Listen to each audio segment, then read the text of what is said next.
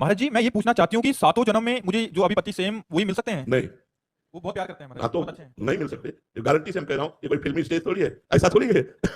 ऐसा नहीं हो सकता। हाँ, एक उपाय हो सकता है, यदि आप भगवान की आराधना करें और भगवान से वर मांगे कि जो मेरे पति है ये 7 जन्म तक हमारे पति बने, और वो आशीष दे दे, वरदान दे दे, तो ये संभव हो सकता है, अन्यथा नहीं, क्योंकि दोनों के कर्म अलग अलग है।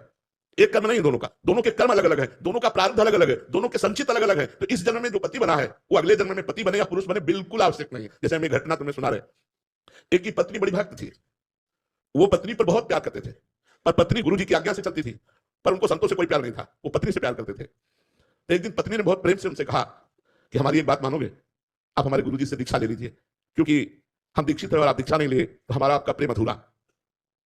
उन्होंने कहा ठीक है, बुला गुरु जी को।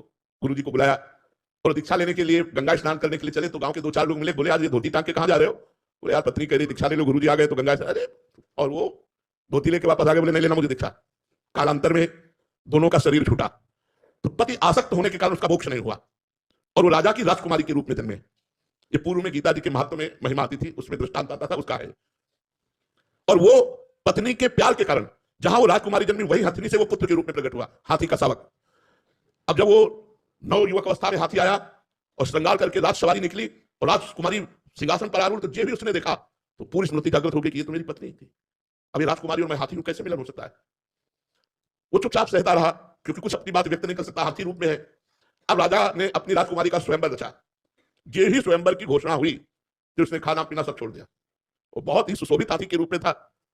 राजा को सूचना पहुंची, राजवैद्यों ने देखा, बोले कोई रोग नहीं। राजकुमारी विज्ञान संपन्न थी क्योंकि भजन करती थी। उसने कहा इसकी औषधि मेरे को पता है, मुझे एक बार इसके समीप जाने दो। नजदीक गई और कान में कहा था गुरुदेव को वरण कर लो, नहीं वरण किया ना तो हाथी की योनि को प्राप्त हुई। सकुचाओ मत, तुम्हारी गले में जयमाला डालूंगी।